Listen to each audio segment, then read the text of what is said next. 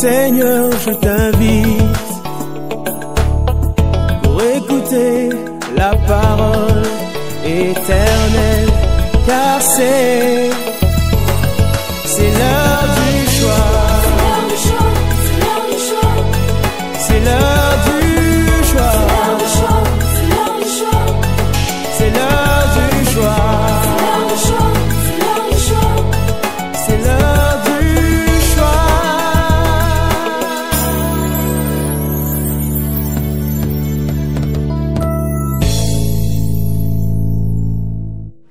Amen. Alléluia. Alléluia.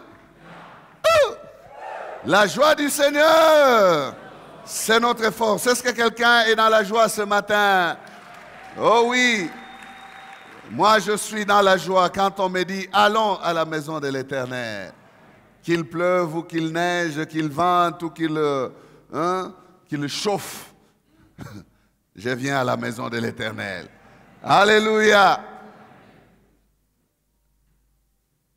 Il ne faut pas regarder à la pluie, mais il faut regarder au rendez-vous. L'importance du rendez-vous peut vous faire marcher sous la pluie. N'est-ce pas? Est-ce que vous comprenez l'importance de ces rendez-vous que nous avons dimanche après dimanche? Si c'est un rendez-vous important, on ne regardera pas à la pluie. Il n'y a que des bébés qui regardent à la pluie et qui restent dormir. Toi, tu es un champion. Oh, ton amen là, il n'est pas à la hauteur de ce que je te confie comme titre, non? Tu es un champion, toi tu trouves que tu ne l'es pas. Tu es un champion. Alléluia. C'est même pas, on ne doit même pas te le dire, tu dois le savoir. Tu es plus que vainqueur. Amen. Ce n'est pas une petite pluie du matin qui peut t'empêcher d'être dans le rendez-vous avec le roi des rois. Ces rendez-vous où tout peut arriver, où des choses extraordinaires peuvent se faire, où des grâces peuvent descendre sur nous, où l'histoire peut changer. Vous savez que le lendemain dépend de ce moment? Hey, vous ne savez pas? Il faut le savoir. Dans la présence de Dieu, quand vous sortez avec quelque chose que vous ne pouvez peut-être pas voir, mais que lui a fait, qui va être déterminante pour la suite. Amen. On entre dans sa présence et on n'y sort pas tel qu'on y est entré. Amen. Que son nom soit béni. Jean chapitre 3, versets 25 à 31. Jean 3, 25 à 31. Jean chapitre 3, 25 à 31. Or, il s'éleva de la part des disciples de Jean une dispute avec un juif touchant la purification. Ils vinrent trouver Jean et lui dirent, « Rabbi, celui qui était avec toi au-delà du Jourdain et à qui tu as rendu témoignage, voici, il baptise, et tous vont à lui. » Jean répondit, « Un homme ne peut recevoir que ce qui lui a été donné du ciel. Vous-même m'êtes témoin que j'ai dit, je ne suis pas le Christ, mais j'ai été envoyé devant lui. Celui à qui appartient l'épouse, c'est l'époux. Mais l'ami de l'époux, qui se tient là et qui l'entend, éprouve une grande joie à cause de la voix de l'époux. Aussi, cette joie qui est la mienne est parfaite. Il faut qu'il croisse et que je diminue. Celui qui vient d'en haut est au-dessus de tous. Celui qui est de la terre est de la terre. Et il parle comme étant de la terre. Celui qui vient du ciel est au-dessus de tous. Amen. Matthieu 6, 9 à 10. Notre Père,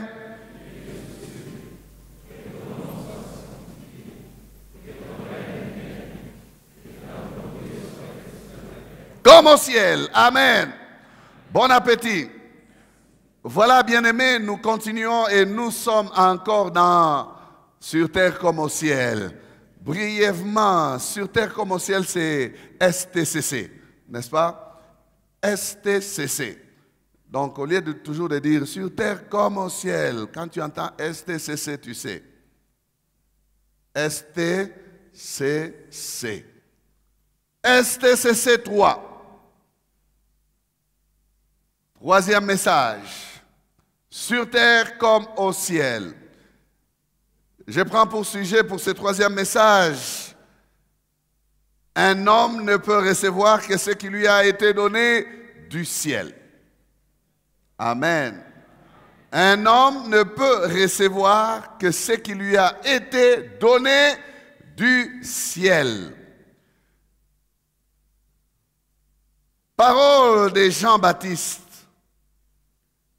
Parole profonde, parole puissante. Parole pleine de révélations. Nous resterons sur cette parole pendant quelque temps parce qu'il y a tellement de choses qu'un homme peut recevoir du ciel. Un homme ne peut recevoir que ce qui lui a été donné du ciel. Le ciel. Le ciel, le ciel. Il faut que nous vivions des choses du ciel sur terre. Amen. Jean-Baptiste a dit cette parole, il a prononcé en réaction à la nouvelle reçue de ses disciples. La Bible dit qu'ils ont eu une discussion avec un juif concernant la purification. Certainement qu'il parlait du baptême. Et certainement que cette personne, ce juif, a commencé à dire aux disciples, vous étiez ici, vous pensiez faire le succès, tout Israël venait à vous, mais regardez, il est là maintenant, il y a quelqu'un qui est en train de baptiser, votre maître là, il n'aura plus bientôt personne, tout le monde est allé vers celui qui l'avait présenté. Ça a été chaud, c'était une vive discussion. Ils discutaient concernant la purification. Certainement que les disciples de Jean-Baptiste ont perdu devant ces Juifs. Ils ont perdu, ils ont manqué d'arguments. Que dire? Que dire? Ils n'avaient pas les calendriers de leur maître, ils ne savaient pas, va-t-il continuer à baptiser, jusqu'à quand son mouvement va aller, jusqu'à où? Ces disciples ne pouvaient rien dire à ces Juifs. Alors, dans leur désarroi, dans leur manque d'arguments, ils sont allés voir leur maître. Écoutez comment ils l'appellent, Rabbi. Avec tout respect possible, toute la considération qu'ils avaient pour Jean-Baptiste. Ils vinrent là, Rabbi. L'homme à qui tu as rendu témoignage est en train de te damer les pions. Tu as rendu témoignage de lui. Tu as dit, c'est lui l'agneau de Dieu. Mais qu'est-ce qui se passe avec lui? Voici, il baptise. Voici, il baptise. Ça veut dire quoi? Voici, il fait ce que nous étions en train de faire. Voici, il est en train de nous prendre tout le monde. Voici, il est en train de s'attirer vers lui toute la population. Et ils ajoutent cela, ils disent, et tous vont à lui. Tous vont à lui. C'est une plainte, c'est une parole bien-aimée d'accusation. Des gens qui parlent de cette manière-là, des gens qui vous disent ça, il faut entendre très bien ce qu'ils veulent et il faut bien comprendre très bien ce qu'ils veulent. Qu'est-ce qu'ils veulent, ces gens, ces disciples de Jean-Baptiste? Qu'est-ce qu'ils désirent? Quel est le souci qui les anime? Dans le cœur de ces disciples bien-aimés, nous pouvons penser sans nous tromper qu'ils s'attendent à une seule chose de la part de Jean-Baptiste, une réaction d'indignation. qu'ils puissent s'indigner comme eux, ils sont indignés, qu'ils puissent s'associer à leur désarroi, que Jean-Baptiste puisse monter sur ses grands chevaux et exprimer son indignation en bon leader, parce que ses disciples l'appellent Rabbi, donc maître, fais quelque chose. Tu ne peux pas laisser notre mouvement disparaître comme ça. On nous prend tout et tu regardes. Un sursaut d'orgueil. Voilà ce qu'ils attendaient de leur maître. Un sursaut d'orgueil pour défendre les mouvements. Pour s'élever et dire, je vais aller dire 2 mots à cet homme. Ils attendaient de ce genre de réaction. Je vais les chercher. Je vais lui dire 2 mots. Et là, les disciples seraient encouragés pour dire, ouais, nous connaissons qui est notre maître, c'est Jean-Baptiste. Comment est-ce qu'on va perdre la popularité comme ça? Comment est-ce qu'on va abandonner le ministère comme ça? Oui, ce serait normal que Jean-Baptiste puisse exprimer son désaccord avec Christ. Ce serait normal que Jean-Baptiste puisse se fâcher. Comment peut-il faire la même chose que nous?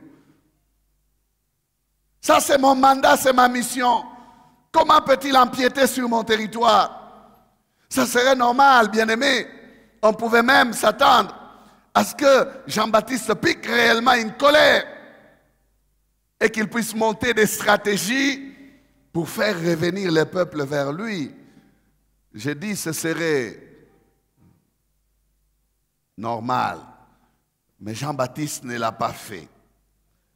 Jean-Baptiste n'a pas fait ce que certains pasteurs font. Jean-Baptiste n'a pas fait ce que certains serviteurs font. Parce que l'attitude de la colère là, même à notre époque, nous voyons certaines personnes s'engager dans cette voie-là et avoir cette attitude-là. Mais Jean-Baptiste va dribbler ses disciples. Sa réaction, non, une toute autre réaction.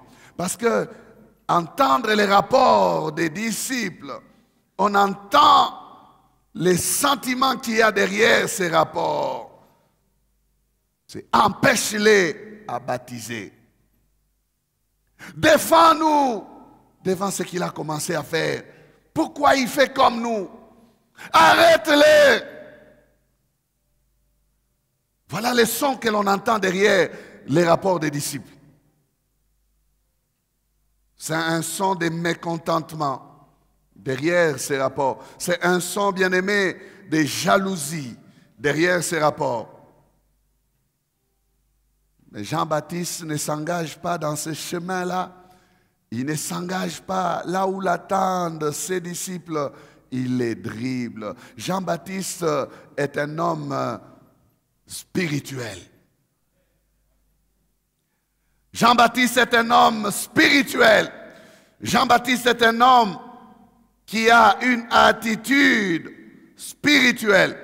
Au lieu de s'engager dans ce sens-là, non, les paroles qui sortent de la bouche de Jean-Baptiste sont des merveilleuses paroles. Des paroles pleines de puissance. Des paroles qui ne font que valoriser le Christ. Alors qu'un autre leader, méchant, jaloux, animé de jalousie, pouvait faire sortir des paroles de jalousie, des paroles de colère, des paroles qui allaient abaisser le Christ. Mais c'est mal connaître qui était Jean-Baptiste. Un homme correct, marchant sous la puissance du Saint-Esprit, un homme spirituel. Il fait sortir des paroles qui révèlent qu'il a une connaissance exacte de sa mission. Jean-Baptiste a une connaissance exacte de qui il est. Il n'est pas distrait. Bien aimé, il y a beaucoup de personnes qui sont distraites parce qu'elles ne savent pas ce qu'ils sont. Et ils ne savent pas pourquoi ils sont en train de faire ce qu'ils font. Si tu sais ce que tu es et ce que tu fais, tu ne peux pas t'agiter devant de tels rapports. Bien aimé, ces choses ne sont pas du temps de Jean-Baptiste seulement. j'ai dit qu'elles se font même de nos jours. La réponse des gens, écoutez les paroles qui sortent de sa bouche. Il dit, un homme, il commence par cette phrase, un homme ne peut recevoir que ce qui lui a été donné du ciel. Jean dit qu'il n'est pas le Christ, il dit ça aussi. Vous m'êtes témoin que je vous ai dit que je ne suis pas le Christ. Quoi donc que vous cherchez? Vous voulez quoi? Que je m'oppose à Christ? Vous voulez quoi? Que je me compare à Christ? Que l'on puisse entrer en compétition, lui et moi? Je ne suis pas le Christ. Je ne suis pas le Christ. Des paroles merveilleuses, des paroles d'un homme qui connaît ce qu'il est. Il dit quoi? Il dit qu'il a été envoyé, lui Jean-Baptiste. Il dit, j'ai été envoyé devant lui. J'ai été envoyé devant lui. Ce n'est pas mon adversaire, ce n'est pas mon concurrent, ce n'est pas quelqu'un avec qui je vais faire des challenges. Non, c'est quelqu'un que je suis venu servir. J'ai été envoyé devant lui. Il dit, je suis venu comme son précurseur. Je suis là pour lui. Je suis là pour lui ouvrir la voie. Je suis là pour lui frayer le chemin. Je ne suis pas son challenger. Je ne suis pas son adversaire. Je ne suis pas en compétition avec lui. Je vous ai dit que je ne suis pas lui. S'il dit je ne suis pas lui, c'est que ce que lui il est, je ne le suis pas. Ce que lui fait, je ne peux le faire. Je ne peux pas me mettre à son niveau. Il ajoute, il dit, il faut qu'il croisse et que je diminue. Donc c'est pour encore faire le j'augmente encore dans votre douleur. Qu'il soit encore plus célèbre et que moi je m'efface encore. Alors là, les disciples peuvent... Oh. Écoutez comment il réagit. Donc nous entrons au chômage. Nous allons continuer comment? Qu'il croit ce que je diminue. Donc, même si tout le monde va chez lui, peu m'importe. Ma joie est parfaite. Écoutez cet homme parler, bien-aimé. Ma joie est parfaite. Il parle, il dit, ma joie est parfaite. En d'autres termes, il dit qu'il n'y a pas en moi de jalousie envers le Christ. Il dit, je connais ma mission, je connais mon rôle à ses côtés. Il parle qu'il est animé de la joie semblable à celle de l'ami de l'époux. Il dit, je ne suis que l'ami de l'époux. Allusion faite au mariage juif, où l'ami de l'époux, c'était sur lui que reposait toute l'organisation du mariage. C'est sur l'ami de l'époux. Bien-aimé, Jean-Baptiste est en train de parler du privilège qu'il a. Il parle à ses disciples que ma joie est parfaite parce que j'ai fait ma mission. Je suis venu organiser le mariage de l'époux, préparer l'épouse, frayer le chemin pour que lui vienne. Comment est-ce que celui qui organise la fête de mariage va se mettre à la place de celui qui se marie? Comment? Ça ne se fait pas. Ça ne se fait jamais. J'ai organisé le mariage pour mon ami. C'est mon ami. Je suis venu préparer son mariage. J'ai la joie d'avoir accompli ma mission. Mon seul désir, c'est quoi? Que son mariage connaisse le plein succès. Que tout se passe très bien. Bien-aimé, il connaît sa mission. Il est l'ami de l'époux. Il dit la joie de l'ami de l'époux, c'est quoi? C'est d'entendre la voix de l'époux, parler à l'épouse. Et puis les accompagner. Quand il rentre dans la chambre, il ne va pas aller donker. Il disparaît. Oh. Donker, c'est français? C'est Lingala. Alléluia! L'ami de l'époux doit disparaître. Celui à qui nous appartenons est déjà là. C'est Jésus.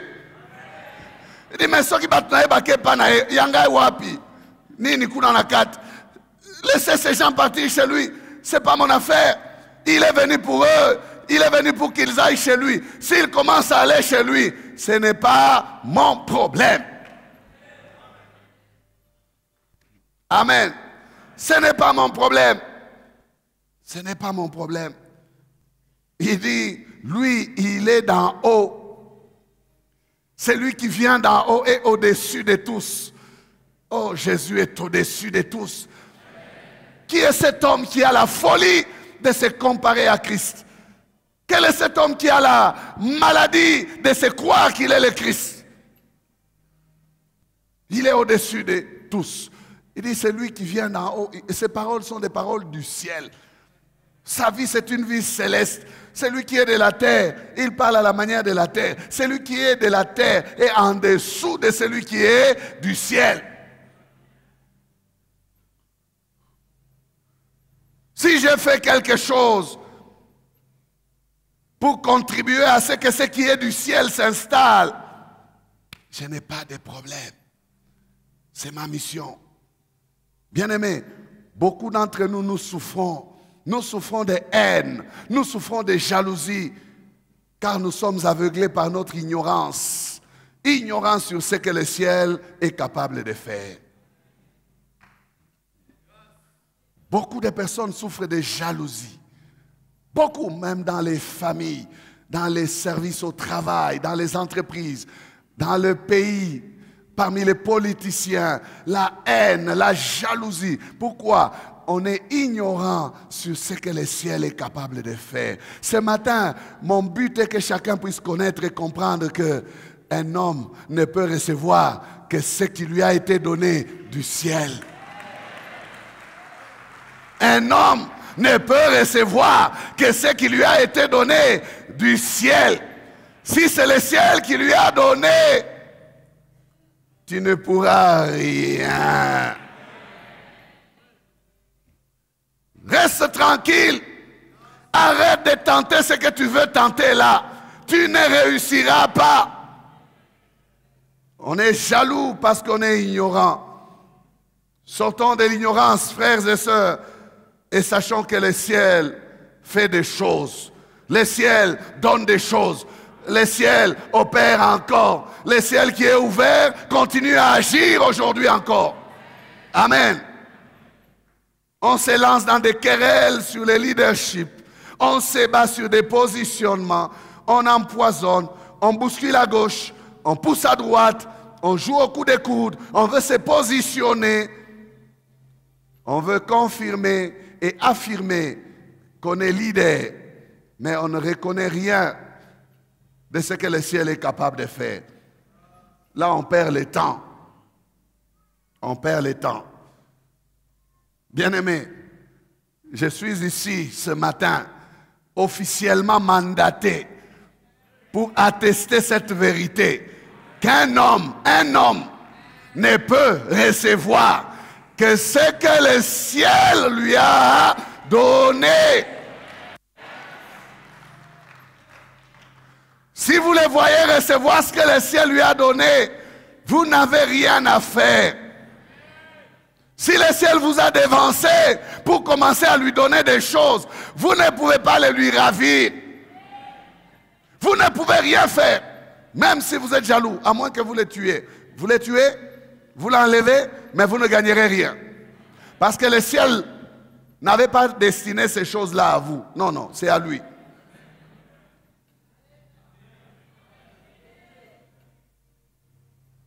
J'affirme donc, frères et sœurs, j'atteste cette vérité, que le ciel a des choses qu'il donne.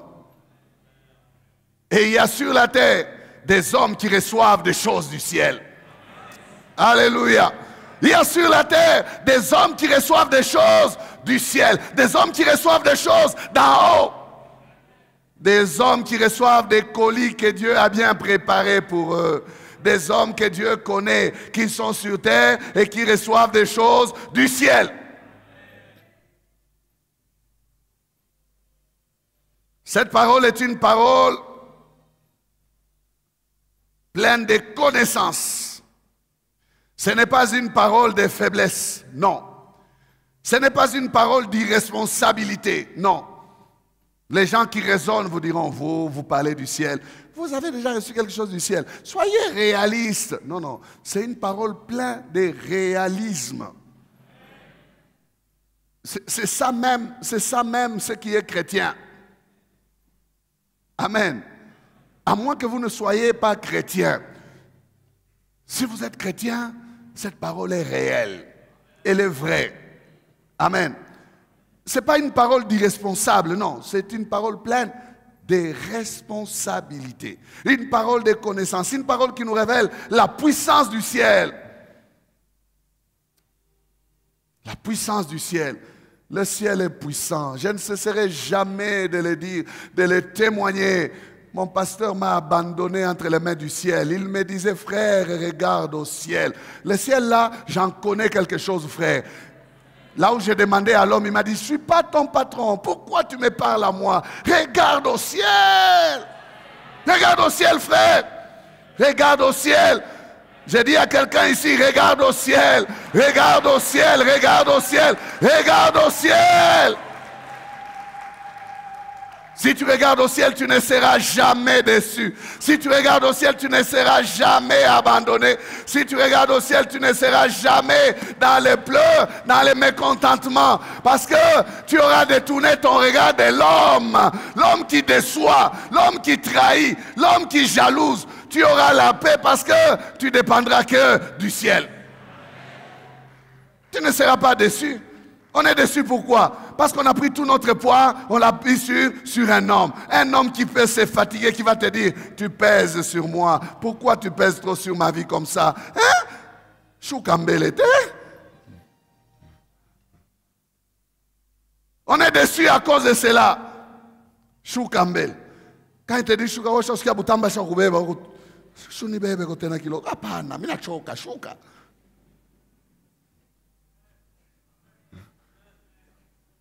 Alors si tu es méchant, tu vas te dire, pourquoi tu m'as fait descendre? Alors je vais me fâcher contre toi, tu vas voir. C'est là qu'il y a les problèmes. Tu as mal dirigé ton regard.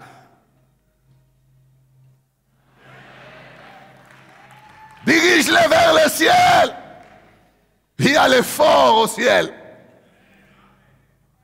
Le Tout-Puissant, il ne se fatigue pas. Il ne se lasse pas de pardonner. Il ne se lasse pas de porter. Il ne se lasse pas de comprendre. Il ne se fatigue pas d'accompagner. Il te portera sur des bras. Il enverra ses anges. Ils te porteront sur les ailes afin que ton pied ne heurte contre une pierre. Lui ne te déposera jamais. Regarde au ciel. Tu fais des problèmes à ton frère pour rien. Alors il y a des gens qui connaissent leurs faiblesses, qui savent que je ne suis pas en mesure de te porter. Quand il te dit, moi je n'ai pas la force de te porter, tu commences à te fâcher. Tu te fâches pour rien. Parler de la sorte comme Jean-Baptiste a parlé, exige, bien aimé, qu'on ait réellement une communion avec le ciel. Exige une connaissance du ciel. Et Jean-Baptiste était un homme venu du ciel, n'est-ce pas? Quand je dis Jean-Baptiste était un homme venu du ciel, ce n'est pas comme Jésus, non. Vous savez que Jean-Baptiste est né par la volonté du ciel. Sa mère était vieille. Elle avait déjà dépassé la ménopause. Élisabeth. Son père était vieux. C'est Dieu qui a envoyé l'ange pour dire à sa mère, pour dire à son père qu'ils vont avoir un enfant. C'est le ciel qui s'est mêlé de leur couple pour leur envoyer Jean. Donc Jean-Baptiste était à sa place. Il était dans sa destinée, Jean-Baptiste. Il est venu accomplir les desseins de Dieu. Quand il parle, il sait ce qu'il dit. Un homme ne peut recevoir que ce qui lui a été donné du ciel. Du ciel. Du ciel. Quand il dit cela, quand Jean-Baptiste dit cela, décortiquons cette pensée. Il dit quoi? Je ne peux pas prendre la place de Christ. Et Christ ne prendra pas ma place. Je ne suis pas le Christ, a-t-il dit. Il veut dire que chacun d'entre nous a une identité. Et cette identité s'accompagne d'un certain nombre de choses. Ces choses viennent du ciel. Je ne peux pas me laisser distraire par ce qui n'est pas à moi. Je connais ce qui est à lui et je connais ce qui est à moi. Bien-aimé, il faut connaître. Je disais, sortons de cette ignorance. Il nous faut connaître. Ce qui est à moi, je l'ai reçu. J'ai fait ma part. J'ai préparé le chemin pour que l'époux vienne. Je ne peux pas avancer jusqu'à prendre sa place. Pourquoi vais-je me plaindre de ce que lui est en train de recevoir, ce qui lui a été donné du ciel? Je ne ferai pas de problème pour cela. Il dit, ce que l'autre reçoit, c'est ce qui est à son programme. C'est ce qui est prévu par le ciel pour lui. C'est ce qui lui est réservé. Ce que l'autre reçoit est à lui, ce n'est pas à moi. Amen. Cette vérité est pour nous aussi. Ce que l'autre reçoit, c'est à lui, ce n'est pas pour moi. Ce que l'autre reçoit, c'est pour lui. Il y en a qui pensent que ce que l'autre reçoit, c'est pour moi. C'est là que naît la jalousie. C'est là que naît la jalousie. Pourquoi lui? Mais on oublie de ne pas poser la question, de poser la question, pourquoi pas lui? On pose la question, pourquoi lui? Et les gens complotent, ils se mettent ensemble pour se poser cette question-là, pourquoi toujours lui? Ils oublient de poser la question, pourquoi pas lui? Si tu poses la question pourquoi lui, pose aussi la question pourquoi pas lui. Pourquoi toi tu élimines l'autre? N'est-ce pas? C'est à cause de ton grand ego, ton grand moi. Tu crois que c'est toi le centre de l'univers. Tu es au centre du monde. Tu es comme Christ. Il n'y a que Christ qui est au centre du monde. Maintenant, toi, tu as tellement un grand ego, un grand moi que tu crois que ça ne devait pas être lui, ça devait être moi. Tout ce qui s'est passé, ça devait être moi.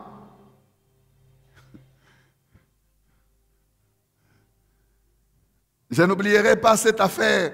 Cette réponse-là, je l'ai donnée une fois à quelqu'un qui me poursuivait quand j'ai prêché sur la destinée de tourner. C'était à Chicap. Tellement que je suis resté dans le thème, la destinée de tourner. Il s'est fâché. Il a dit à quelques frères que c'est moi qu'on prêche. J'ai dit, allez lui dire qu'il n'est pas au centre de l'univers.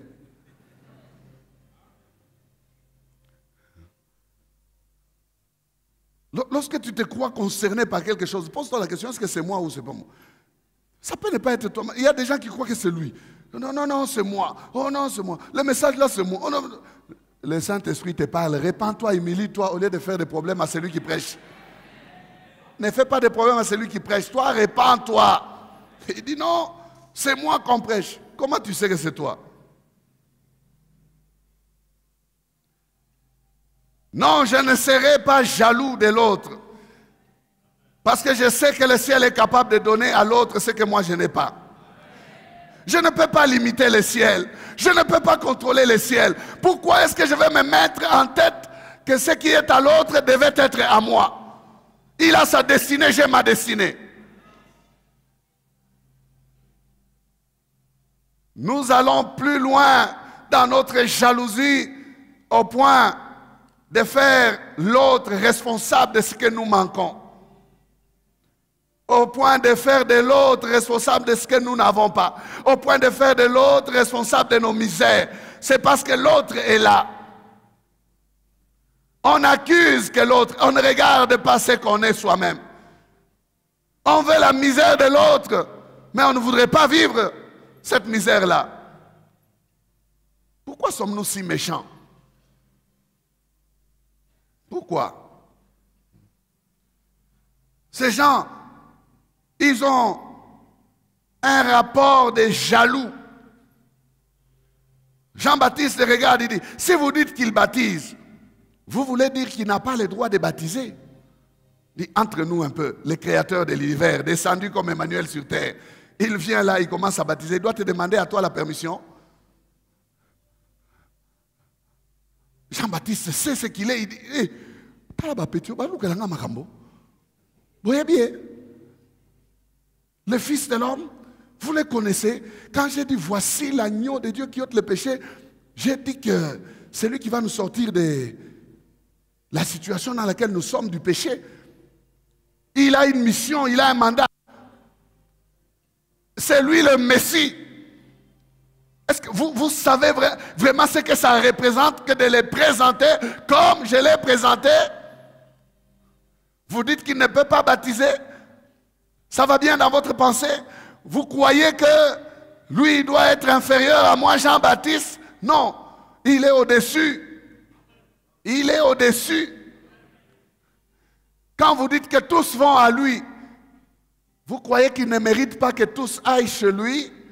Il le mérite.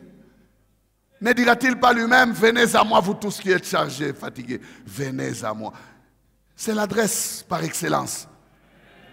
Quand vous dites que tous vont à lui, vous croyez qu'il ne mérite pas que tous aillent chez lui? Regardez le manque de respect qu'il y a dans certaines paroles des jaloux.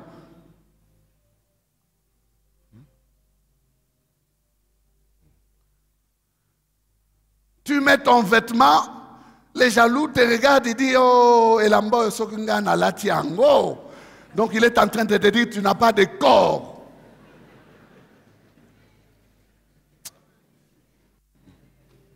Quelle impolitesse que les jaloux ont. Ne soyez pas jaloux. Oh, biloko boy soki ba biso yoto. Yeah. Bino banane. Donc ah mutoazate ya. Est-ce que vous comprenez ces choses? Ce sont des mauvaises choses, des mauvais sentiments que l'on doit bannir lorsqu'on est chrétien. Des sentiments de Judas. Il dit, ces parfums, on aurait pu les vendre que de les gaspiller sur le corps de Christ. Hein? Christ ne mérite pas le parfum. Là c'est terrible. Il dit, quel gaspillage. Au lieu de faire l'argent. Hein? Vous voyez la jalousie. Hein? Et la Bible explique cette attitude de Judas même. Elle explique, elle dit quoi? Qu'il ne parlait pas parce qu'il avait le souci des pauvres. C'était son moi. Il était voleur et il voulait bien prendre cet argent-là. Donc en fait, c'est ce que j'ai dit ici, c'est des jaloux. Il dit,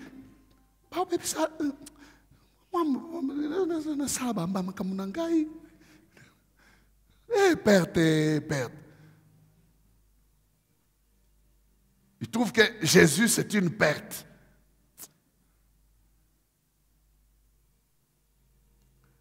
Quel sentiment de manque de respect que de croire que Jésus ne mérite pas que tous aillent chez lui, alors que c'est lui qui est au-dessus. Bien-aimés, faisons attention.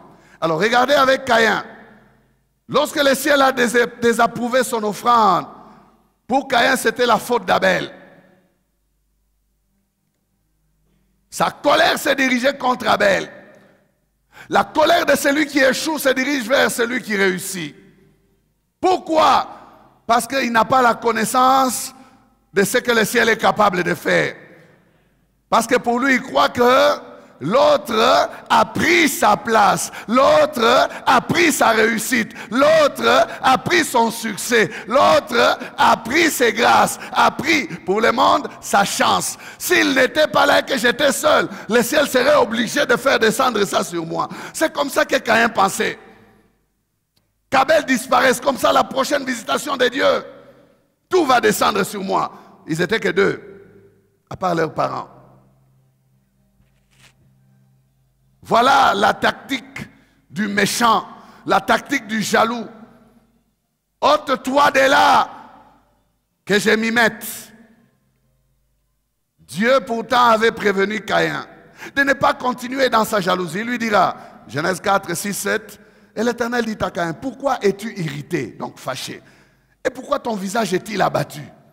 Certainement, si tu agis bien, tu relèveras ton visage.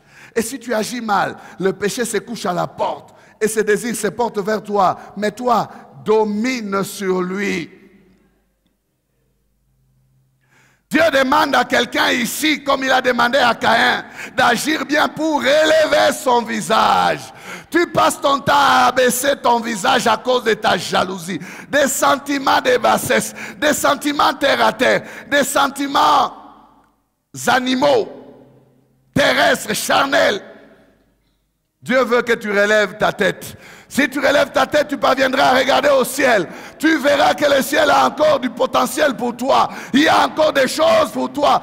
Tu n'as pas besoin que ton ami ne soit plus pour que toi, tu vives. Non. Tu n'as pas besoin que ton ami ne soit plus. Non, non, non, non, non. Relève ton visage. Tu verras qu'il y a de l'espace. Tu verras qu'il y a aussi des possibilités pour toi. Tu verras que le ciel est disponible aussi pour toi.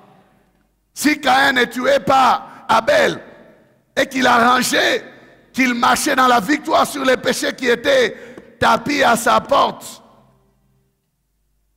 Caïn serait agréé par le ciel. Parce qu'il allait relever son visage. Mais au lieu de cela, il a continué à garder le visage en bas.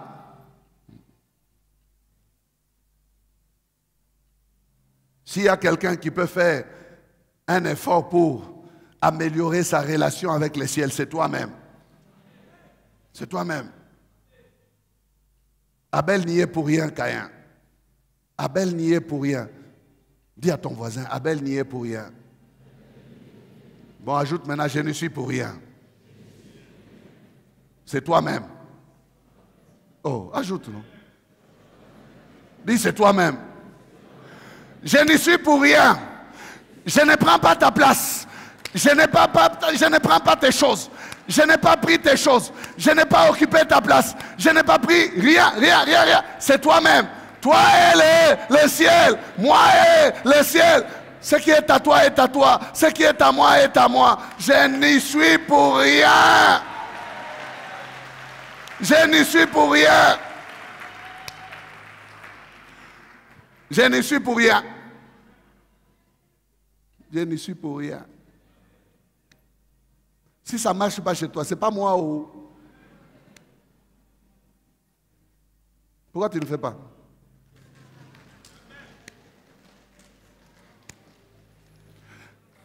Est-ce qu'on t'a déjà créé des problèmes? Toi, si on ne t'a pas encore créé des problèmes, alors tu as raison de ne rien faire. Mais si on t'a déjà créé des problèmes dans ta vie, tu as raison de faire. Vous me créez des problèmes pour rien. Je ne suis pour rien. Ce n'est pas moi. Allez chercher la chose ailleurs. Ce n'est pas moi. Allez arranger avec le ciel. Si vous avez des problèmes avec le ciel, c'est toi.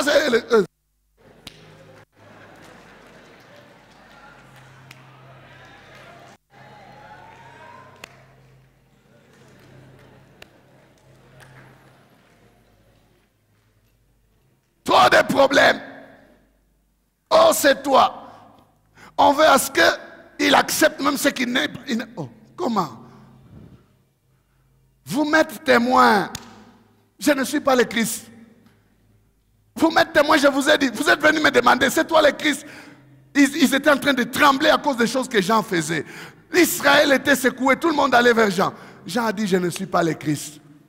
Vous savez que Jésus savait aussi que Jean n'est pas le Christ.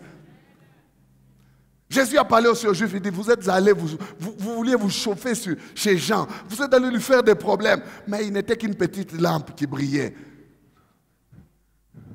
Vous êtes allés lui faire des problèmes, il n'y était pour rien. Amen. Si l'autre reçoit du ciel, quand il devient un problème chez toi, tu dois faire attention. Non, non, je ne parle pas de Jean-Baptiste, je parle maintenant de toi. Tu vois l'autre réussir, tu vois l'autre avancer, tu vois l'autre prospérer, tu vois l'autre être bien, tu vois l'autre être toujours fort, réussir dans son entreprise, dans ce qu'il fait, ça commence à être un problème pour toi. Toi, tu dois faire maintenant attention. Si ton cœur commence à saigner, quand tu le vois, tu grognes. Tu n'es pas loin de l'esprit de Caïn. Tu n'es pas loin de l'esprit de Caïn. Tu dois faire attention, mon frère. Tu dois faire attention. Tu risques de commencer à parler. Et c'est ça la spécialité des Congolais. Ils aiment parler. Ils aiment parler. Avec ces réseaux sociaux qu'on nous a donnés, on parle de tout le monde. On parle, même ce qu'on ne sait pas dire. On commente, on parle. On veut donner des leçons. Des Caïns sont nombreux de nos jours. On veut tout commenter. Qui vous donne le droit de tout dire comme ça? Mais on va où là? Tout dire, tout. Si tu commences à souffrir, lorsque tu vois l'autre avancer, toi-même tu dois faire attention. Il faut que tu fasses attention. Tu n'es pas loin de l'esprit de Caïn. J'aimerais te dire que tu n'es pas en compétition contre l'autre. Tu es en mission sur terre. Tu n'es pas en compétition. Tu es en mission. Tu n'es pas venu pour l'autre. Tu es venu pour toi-même. Dieu, en te créant, t'a envoyé pour que toi, tu fasses des choses que lui a à ton programme. Il a des choses pour toi. Ne sois pas distrait. Ne quitte pas ta trajectoire. Il me dépasse. Je veux courir. Contre qui? Tu n'es pas en compétition. Tu es en mission. Tu n'es pas en compétition. Tu es en mission. C'est différent. Si tu es en compétition, tu passeras ton temps à vouloir dépasser l'autre. Mais si tu es en mission, tu vas te concentrer pour remplir ta mission. Concentre-toi pour remplir ta mission. Accomplis ta mission. N'entre pas en compétition. Tu risques de souffrir de tensions.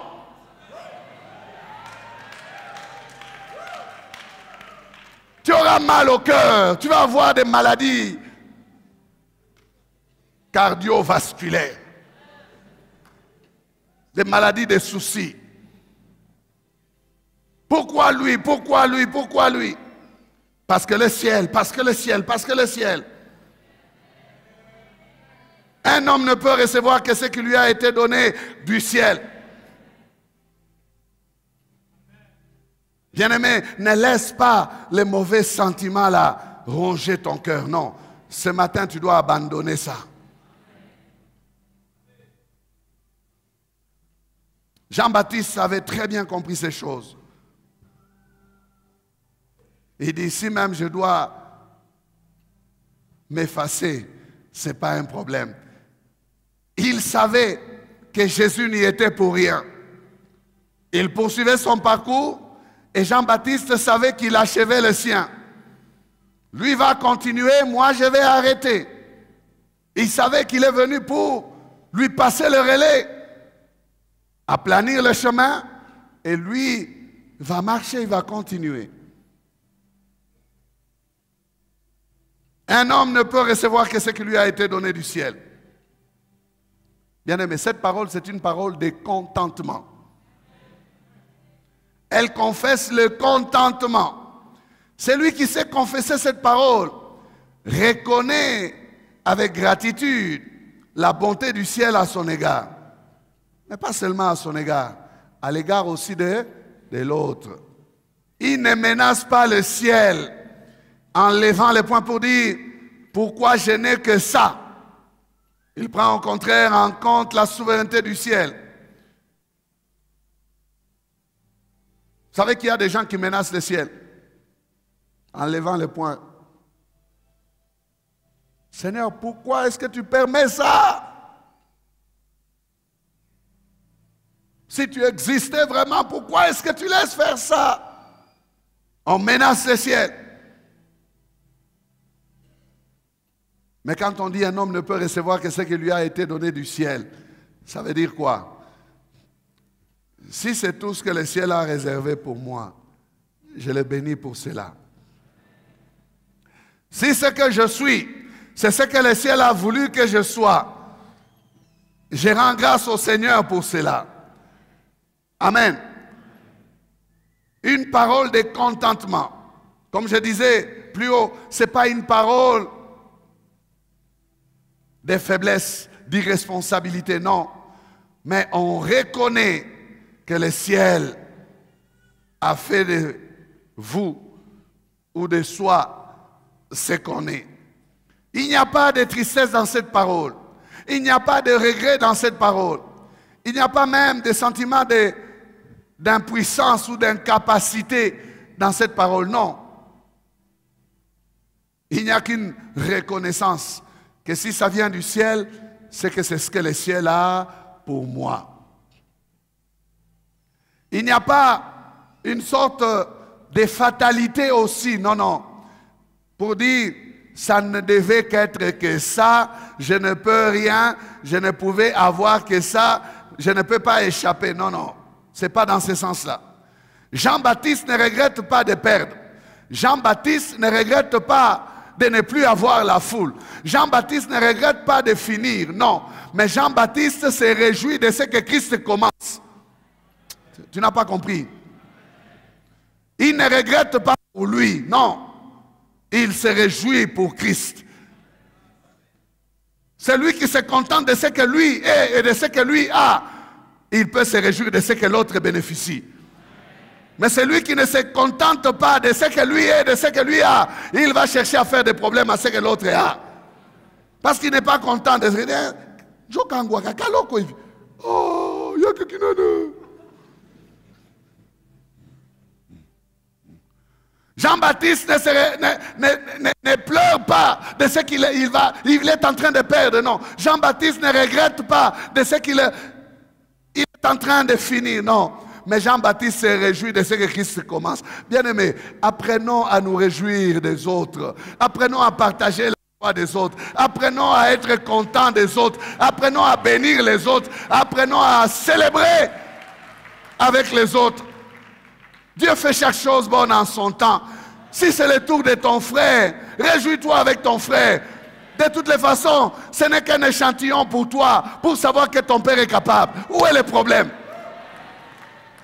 Si c'est ton frère, c'est que c'est dans la famille. Oui, dis à ton voisin, c'est dans la famille. Ton bonheur, c'est un bonheur familial, non? Oh. Mais quand Dieu élève des gens dans cette église, c'est le bonheur de l'église. Mais oui, quand Dieu donne le mariage à nos filles ici, c'est le bonheur de l'église. Quand Dieu donne du travail aux frères, aux sœurs, c'est le bonheur de l'église. En fait, nous tournons en famille. Oh. C'est le bonheur de l'église. Apprenons à nous réjouir de ce que les autres reçoivent. Parce qu'un homme ne peut recevoir que ce qui lui a été donné du ciel. Si le ciel a réservé ça à son programme, ça me fait du bien. Ça me fait la joie. Ça me réjouit. Ça me réjouit pourquoi? Parce que de toutes les façons, c'est mon Père qui a fait. C'est le ciel qui a fait. Ça ne me réjouira pas si c'est le diable, mais ça me réjouit parce que c'est le ciel. Ça me réjouit parce que ça vient de mon Père. Si c'est mon Père et que c'est son Père, c'est dans la famille. Ça peut faire les tours. Ah oui, ça peut faire les tours. Ça va tourner, puis ça va venir aussi chez moi. Le fait que j'attende mon tour ne fait pas de moi un jaloux. Ne fait pas de moi un concurrent, non. C'est dans l'espérance que j'attends un tour. Mon tour. Amen. Ne fais pas de problème à l'autre. Non. Jean-Baptiste ne regrette pas de perdre. Il se réjouit de voir Christ commencer. Quand David refusait de tuer Saül, quelle est la pensée qu'il avait en lui? C'est la même pensée que celle de Jean-Baptiste. Il a dit c'est loin de l'Éternel.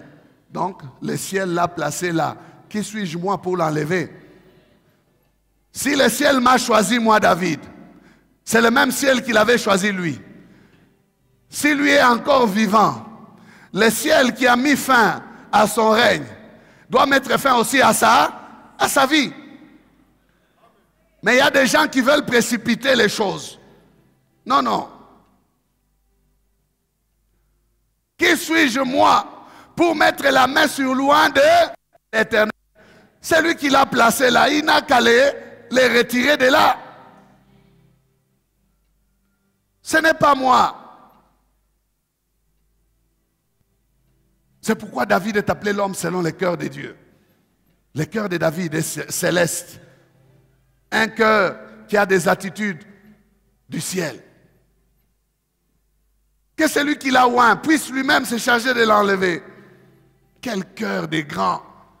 Bien-aimé, que Dieu nous donne des cœurs des grands. Des cœurs d'enfants de Dieu.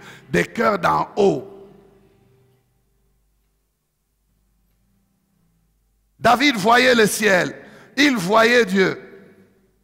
Il garda son cœur contre la haine. Alors que David avait toutes les raisons possibles pour tuer Saül. N'est-ce pas vrai? Il avait toutes les raisons possibles. Il pouvait dire c'est la légitime défense. Il a jeté sa flèche sur moi, moi j'essaie de tirer, j'ai jeté avant lui, il est mort de sa propre mort, je me suis protégé. Mais David n'a pas fait cela. Il a eu l'occasion, Saül dormait. Ses disciples-là, ses serviteurs, comme les serviteurs de Jean-Baptiste. Il dit non.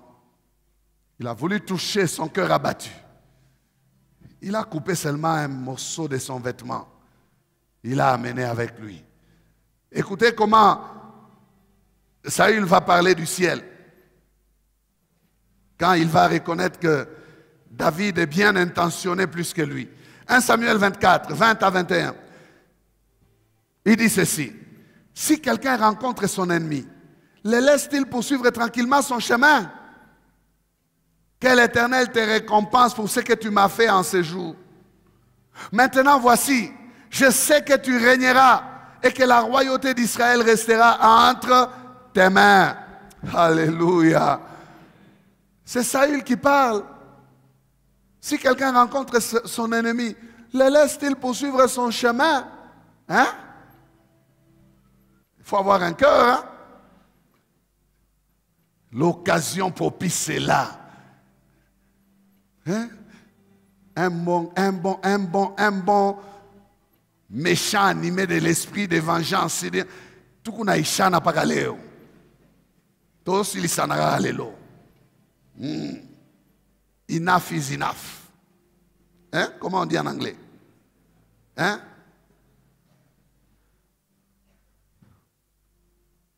David n'a pas fait ça. Et ça, il reconnaît, il dit, mais ce que tu as fait là, quelle grandeur, quelle grandeur, quelle grandeur. Voilà, bien-aimé, des choses d'en haut. Quelle grandeur. Si quelqu'un rencontre son ennemi, le laisse-t-il poursuivre tranquillement son chemin? Non, il faut qu'il les trouble. Il va les troubler. Il dit que l'Éternel te récompense. David est sorti de cette affaire avec une bénédiction. Que l'Éternel te récompense pour ce que tu m'as fait en ces jours. Ça n'a jamais été une faiblesse lorsqu'on agit spirituellement. Ça n'a jamais été une perte lorsqu'on fait ce qui est d'en haut. Bien-aimé, la terre a besoin d'exemples d'en haut. Cet homme dit, je sais que tu régneras. Si le ciel réserve la royauté pour toi, David, tu accéderas à la royauté. Quand il dit, je sais que tu régneras, il dit quoi? Je sais que je passerai. Je sais que je finirai par quitter. Même si je te complique l'existence aujourd'hui, David, mais je sais ce que je sais est vrai.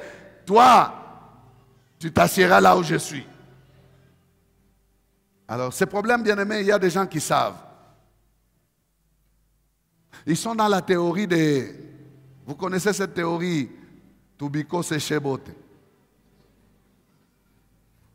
Tozangango bisonyos.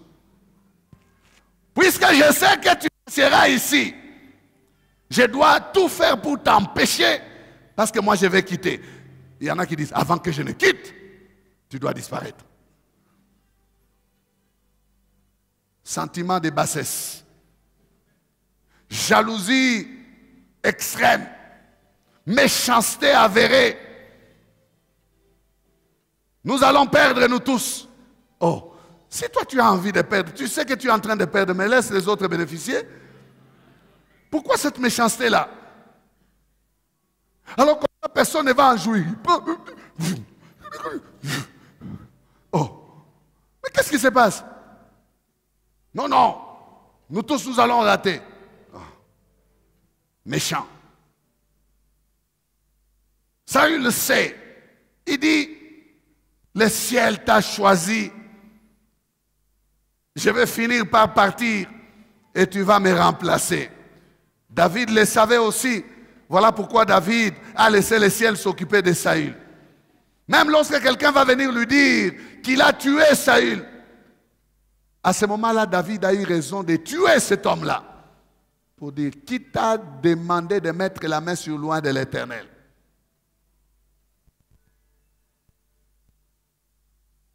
Il a tué cette personne-là. Parce que David sait qu'il faut dépendre du ciel. Un homme ne peut recevoir que ce qui lui a été donné du ciel. C'est une parole, bien-aimée, de reconnaissance de la mise en place du ciel. J'aimerais terminer avec cette pensée-là. Le ciel a sa mise en place. Lorsque le ciel exécute sa mise en place, laissez le ciel établir les choses. Laissez le ciel mettre les choses en place.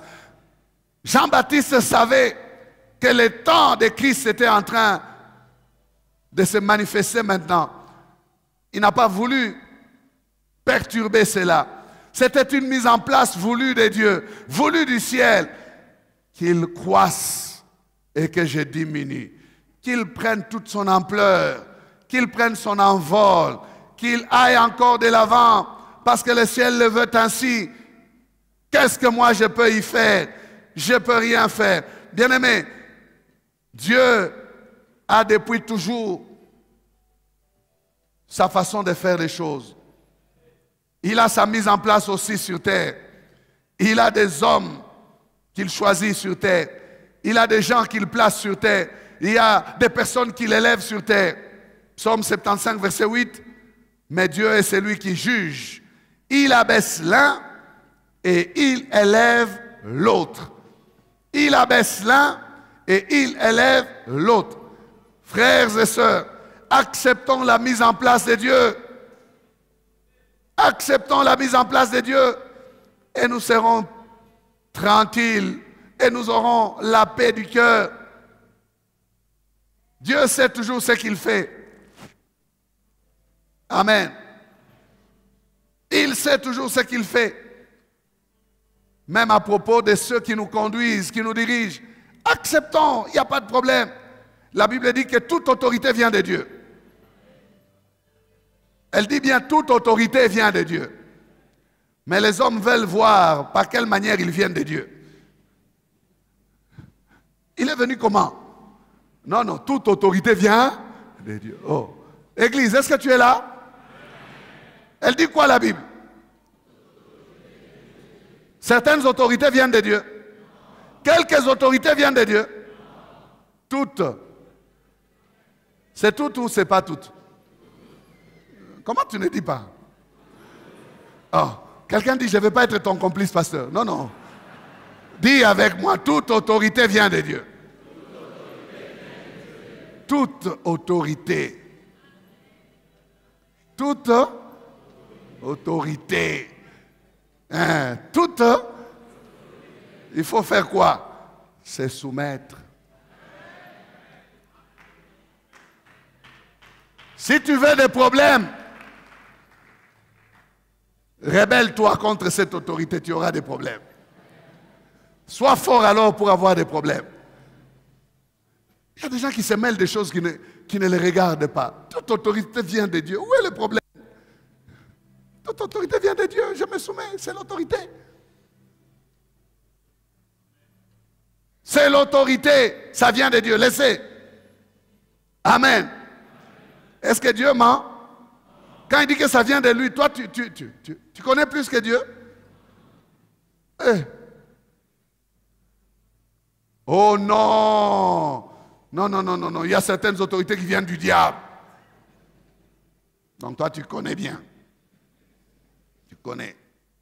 Un homme ne peut recevoir que ce qui lui a été donné du ciel. Bien-aimés, c'est enfin une parole qui doit nous pousser à réfléchir. Avons-nous reçu quelque chose du ciel? Es-tu en communion avec le ciel? Est-ce que tu reçois des choses du ciel? Peut-être que c'est parce que tu ne comprends pas que tu reçois des choses du ciel que tu crées des problèmes à ceux qui reçoivent des choses du ciel. Non. Pour finir, essaye de rentrer au-dedans de ton cœur. Est-ce qu'il y a des choses que tu reçois du ciel? Pour vivre sur terre comme au ciel, il faut comprendre que l'on reçoit des choses du ciel. Des choses dont on va mettre en action sur la terre. Que l'on va donner, que l'on va mettre à la disposition de la terre. Pour vivre sur terre comme au ciel, il faut commencer par accéder aux choses du ciel. Est-ce que tu reçois ces choses du ciel?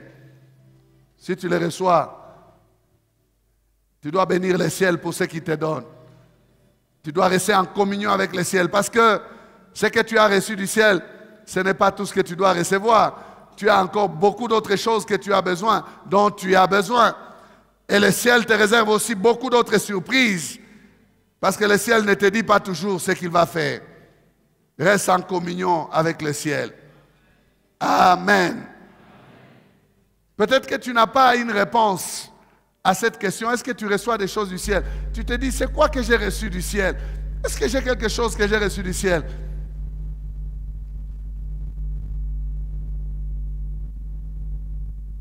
Tu te poses des questions, tu dis, qu'est-ce que je veux voir?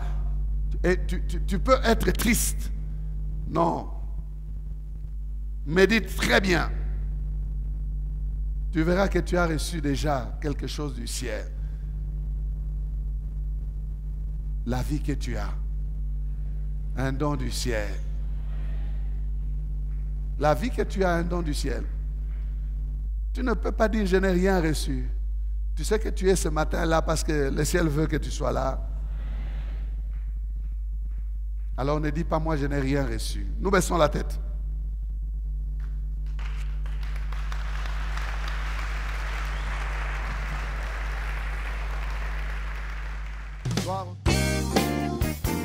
Bien-aimés, nous vous remercions d'avoir suivi ce message et nous prions pour que la grâce du Seigneur continue à agir dans votre cœur et que le message puisse apporter des fruits pour lesquels Dieu l'a envoyé chez vous. Nous voulons juste vous encourager à vous qui n'avez pas encore donné votre vie à Christ, à faire cette prière avec nous maintenant et à faire cette prière avec un cœur ouvert et une décision venant de votre cœur. Vous pouvez juste prier avec nous maintenant, en répétant ces paroles après moi et en disant ceci. Seigneur Jésus, je t'ouvre mon cœur, je te donne ma vie. Sois mon Seigneur et mon Sauveur. Pardonne mes péchés, Seigneur. Inscris mon nom dans ton livre de vie. Je m'abandonne à toi. Que le Saint-Esprit m'aide à te suivre et à te servir. Merci pour la nouveauté de vie et merci pour, Seigneur, au Dieu de gloire, l'obéissance à ta parole que tu crées en moi. Parce que c'est toi qui crées le vouloir et le faire, selon ton bon plaisir. Je te dis merci. Amen. Que Dieu vous bénisse parce que vous avez pris la décision de devenir chrétien et de vous engager à suivre Jésus et à les servir. Vous pouvez nous contacter au numéro qui apparaît à l'écran et nous serons toujours disposés à répondre à vos questions, à vos préoccupations.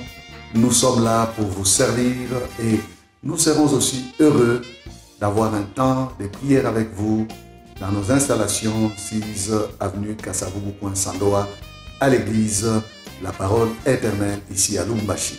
Que Dieu vous bénisse, que sa grâce et sa paix soient dans vos maisons. Au revoir, nous vous aimons.